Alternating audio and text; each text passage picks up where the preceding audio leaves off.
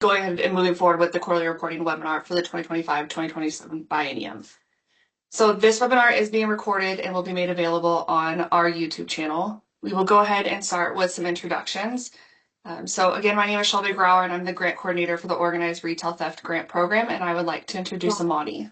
PDFs and all this for the county. Hi everyone, my name is Amani Brown. I am the RJ and NPACS coordinator. Hi, good afternoon, everyone. I am Rima Lyons-Steit. I am the Illegal Marijuana Market Enforcement Grant Program Coordinator. Hello, everyone. My name is Jamie Pride, and I'm the JMOOD and Impacts Coordinator. Perfect. All right, so we can go ahead and move forward to the next slide, please, Rima. So here's a quick overview of what we'll be going over today in our presentation. So we'll start with some updates to CJC as a whole. Then we'll move into how to use the new 2025-2027 expense tracker for quarterly reporting and how to complete and submit a budget adjustment request. Now, you are welcome to use the chat throughout the presentation. It's still enabled for you if you have any questions as we move through each topic. But you will see that we have allocated some time at the end to answer any questions that you have about the tracker or SMLI specifically. But please note that while we have allocated time at the end for a Q&A about information that's covered within this presentation, we do ask that you reach out to coordinators directly if you have questions that are specific to grant programs rather than what's covered during our presentation.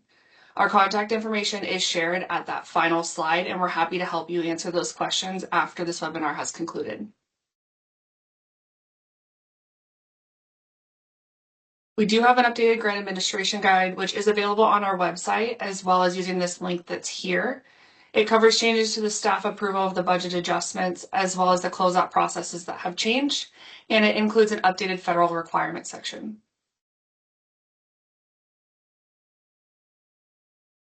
Now, we do have a new and improved expense tracker form. This form is now standard across all of our grant programs. It is a form that allows for all of your expenditures and your budget adjustments to be tracked within one place.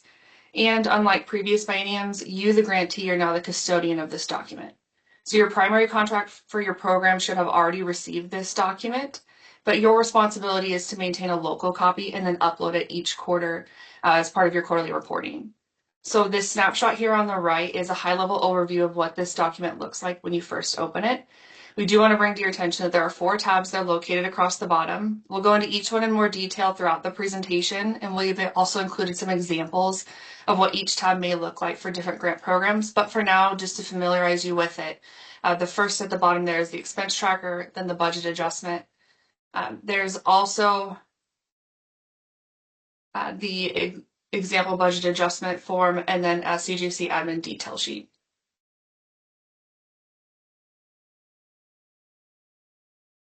So focusing on that first tab, staff will review this tab to see all of your expenditures for the quarters, as well as any updates that you made to the form.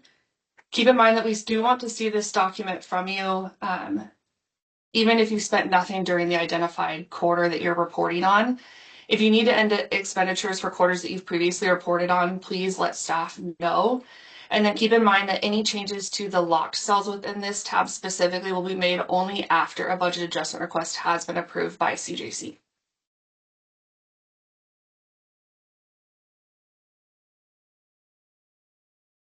So here's a closer look of what that first tab looks like specifically. You'll see at the top that there's directions included for you to reference for each quarter if you need a refresher on what the expectation is.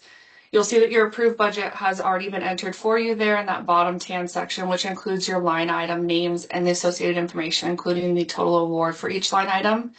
Your responsibility on this tab is to enter expenditures for each quarter in those columns you see there in the white on the right side of the page. So in this specific example, this grantee would be reporting in that first column you see there called out by the red arrow of the total spent for Q1. So their responsibility would be to enter the expenditures that they have accrued for that quarter that they're reporting on into that first column.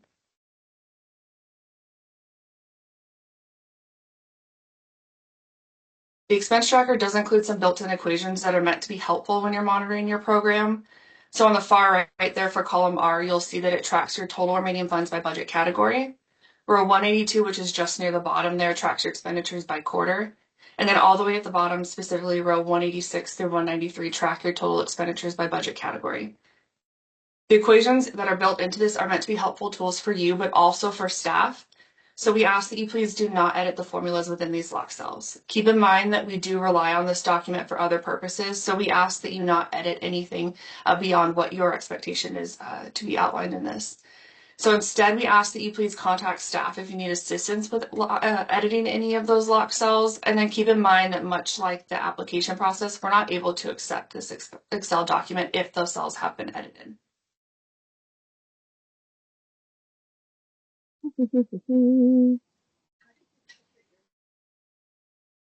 Thank you, Shelby. Before I get started on the budget adjustment, I do want to just address a question that was presented in the chat. If you are looking for the document we are referring throughout this presentation, it was emailed to the primary contact of the grant application prior to the webinar. So you might want to follow up on that.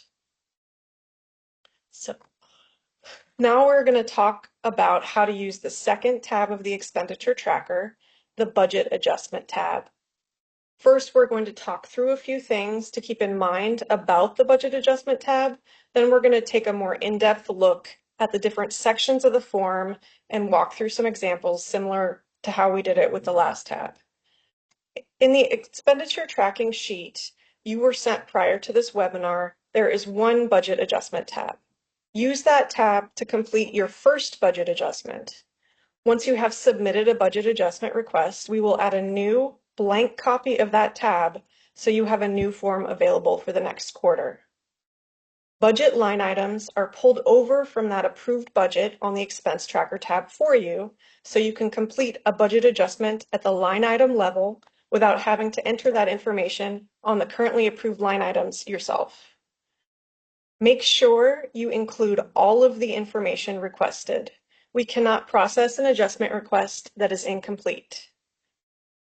If you are a returning grantee that received funds in the 2023-2025 biennium, you are familiar with submitting budget adjustment requests by completing a form in SM Apply. Completing that SM Apply form is still the first step of the process for this biennium as well. We will provide instructions on how to complete the required SM Apply form towards the end of this presentation.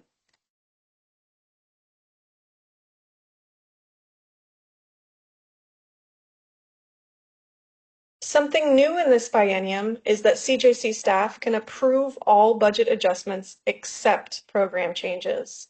Program changes, or changes that substantially alter the services you were contracted to provide, still must be approved by the Commission. However, budget adjustment requests that do not include a program change can be processed internally by staff. This means that most budget adjustments can be processed fairly quickly.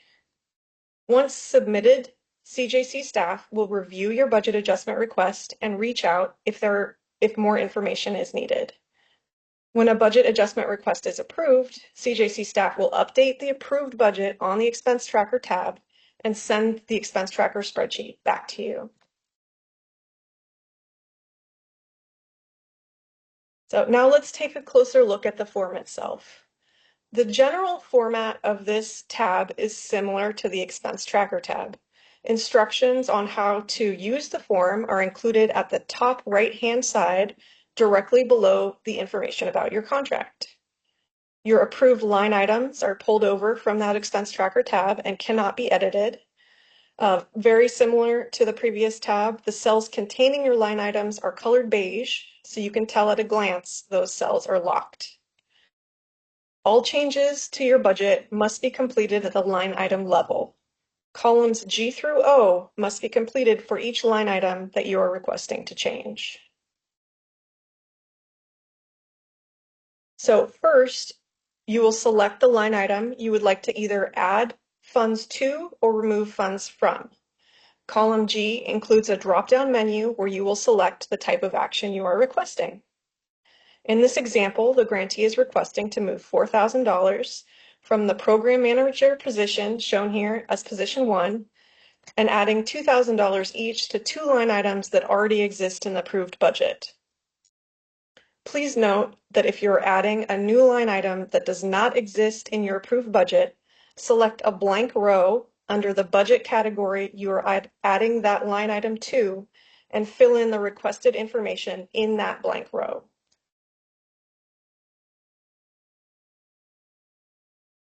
In column H, you can see here in the example, $4,000 is being moved from the program manager. Of that $4,000, the grantee is requesting to move $2,000 to the second position, named RJ Program Facilitator, that is supported by the description in column I. As you can see, even in this relatively simple example, it is very important to indicate both which line item you are moving funds from and which line item you are moving funds to, so that we can track accurately any changes that you make and ensure all funds are accounted for. Column M includes the reason the change in funding is being requested. Make sure your explanation is thorough and succinct. It is important to note here, columns G through M cannot be blank or marked as not applicable. Columns N and O are to be completed if you are requesting a new line item. So as you can see in this example, NA or not applicable has been entered for the first line item in the request because the line item already exists in the approved budget. Client housing support, however, is a new line item, so columns N and O have been completed. We need this information in columns N and O so that if approved, the new line item name and description can be added to the approved budget correctly. So here is an example of a budget adjustment request that could be a program change. This grantee is requesting to remove $20,000 that was supposed to be used to contract with a research entity to complete an evaluation of the program. No funds will be left in the line item. The funds are being moved to pay for client housing costs, which are a new line item.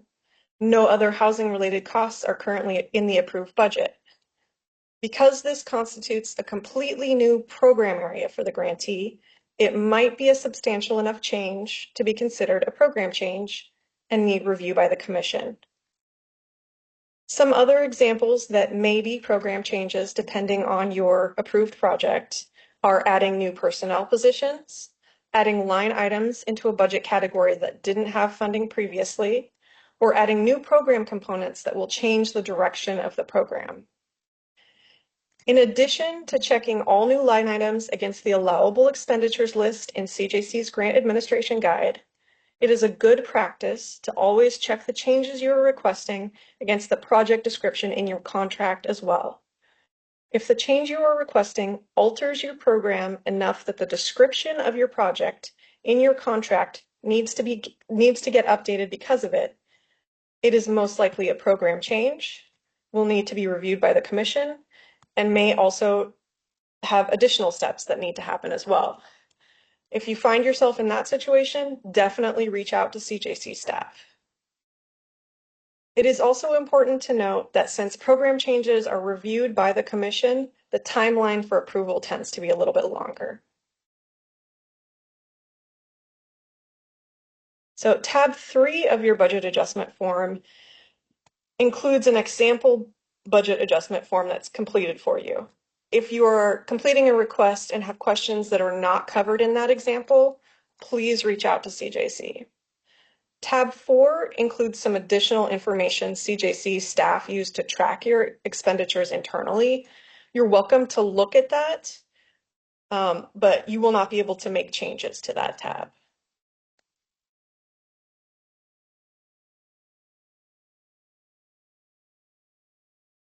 Thank you, Rima. Again, my name is Amani, and next up we'll go over how to submit your expense sheets and budget modification requests in SM Apply. Hopefully, even though there will be some new components, it'll still be familiar for everyone.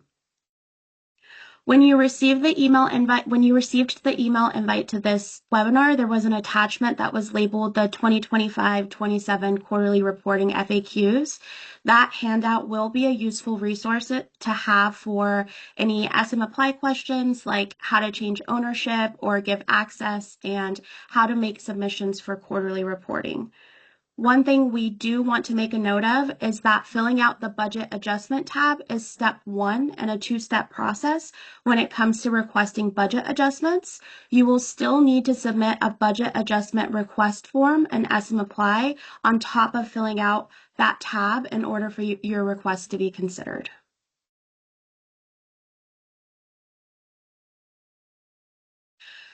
This screen shows when you log in to submit your report or adjustment request, this is what it's going to look like. As you can see, the expenditure report is a mandatory task and the adjustment request is optional. We do have some grant programs attending this webinar today that are in the process of receiving funding. Therefore, reporting will not be mandatory this reporting period, but moving forward, that will be a required task for you to complete. And then also just note, you'll still need to report the Q1 information. You'll just do that during Q2 reporting period. So make sure that you're still keeping track of all of your spending. So to complete each task, you'll click on the arrow on the right side of the screen and complete the required prompts and uploads. And moving over to the left side of the screen, you can see that it says 0 of 2 required tasks complete. Keep in mind, this is just an example. So depending on how many required tasks you have to complete, it will update as a way for you to double check that you've completed everything necessary for you to be able to submit your request.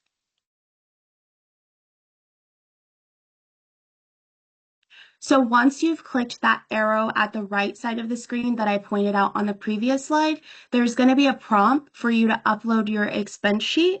And then below that, there's a space for signature. Regardless on whether you submit an adjustment request or not, you will be required to sign this form in order to be able to hit submit.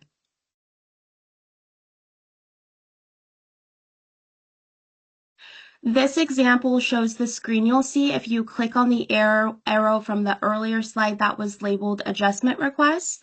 There's going to be 2 questions for you to respond yes or no to. The first question is inquiring on whether you're making a program change. Earlier, Rima went into much more detail as to what qualifies as a change to programming, but always feel free to reach out to the team if you do have questions. And then if you click yes to that question, there'll be 4 branching questions that are going to drop down for you to respond to.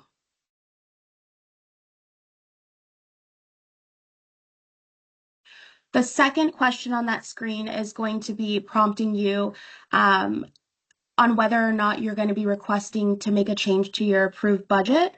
If you click yes on this question, there's going to be branching questions on this one as well. That's an acknowledgement of supplanting regulations and then acknowledgement that you completed that other step that we talked about of the budget adjustment tab in your expense sheet.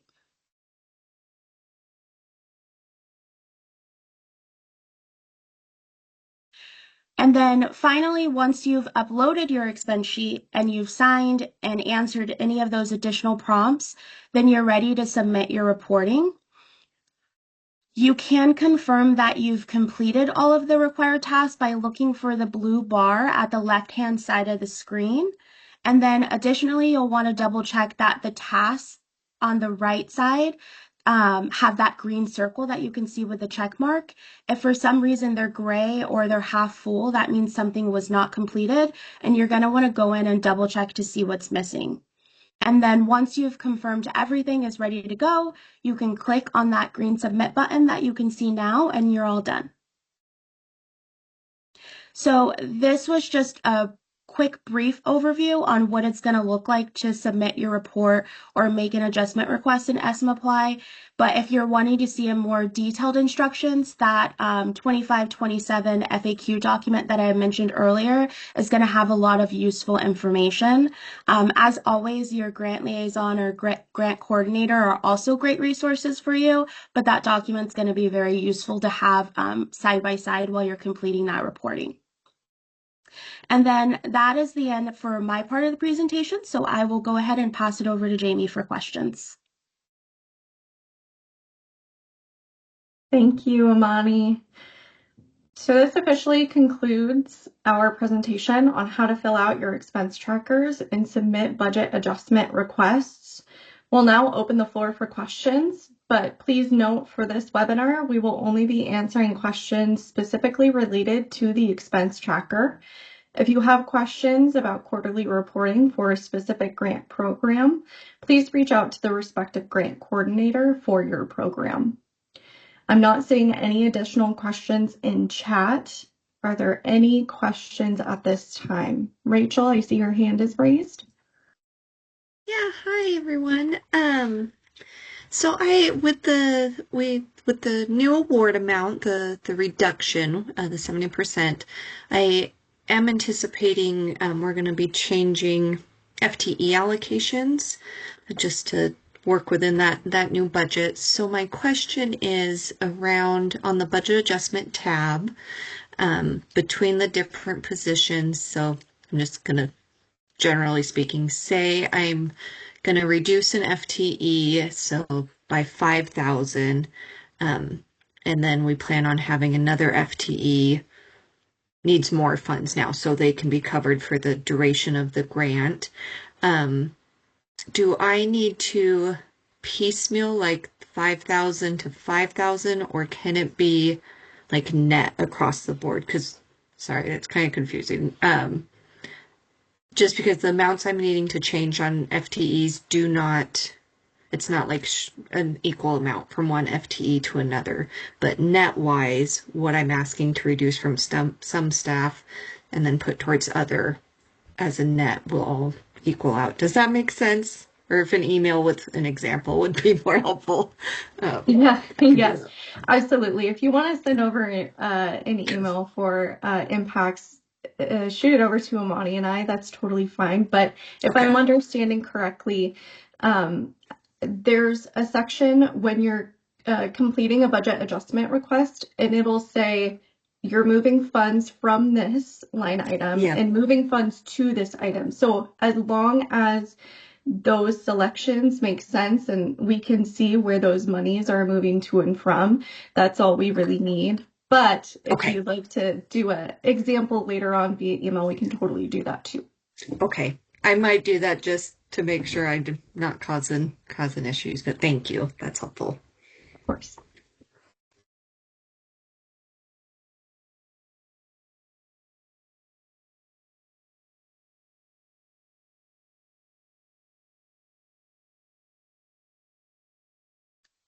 I see a question in chat.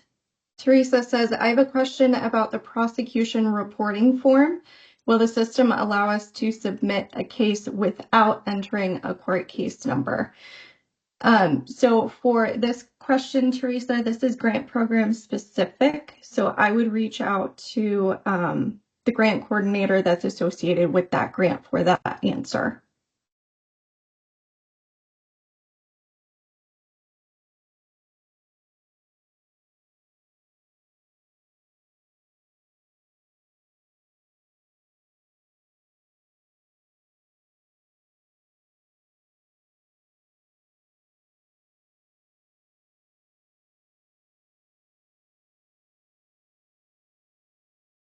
I have a quick question. Sure. So, from what I'm understanding, if you're moving money between lines that have already been established by your program, regardless of how much dollar value is associated with that, it's considered something that the administrator or like the person who's your grant person can make the call on. It doesn't need to go back to the commission.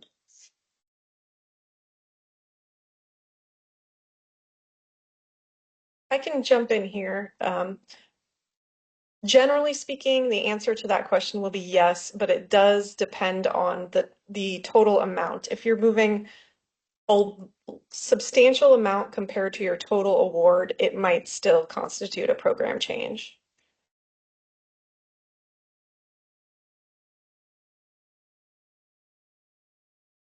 Okay, thank you.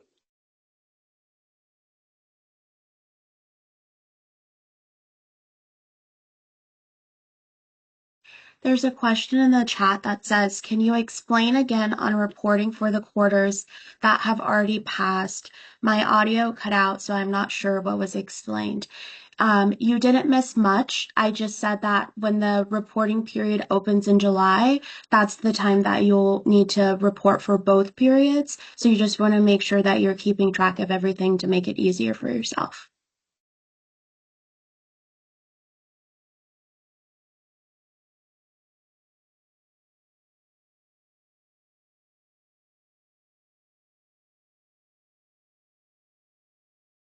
And that might depend slightly on which grant program you're talking about. Dee Dee, if you're talking about your marijuana funds, your instructions will be included in that email we send out when the reporting period opens as well. But please, again, feel free to reach out to me with specific questions.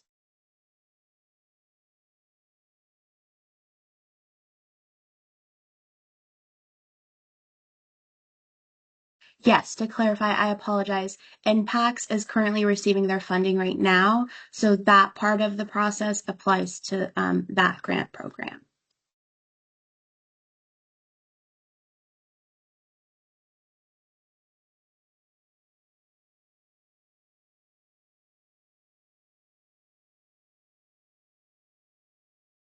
Are you guys sending the expense report for impacts with just a 30% cut to every line? Or is that something that you're gonna like tell us, I guess, this is your dollar value, tell us what you're gonna put in each bucket? So the expense trackers that were sent out were reduced by that 30% by each line item. Thank you.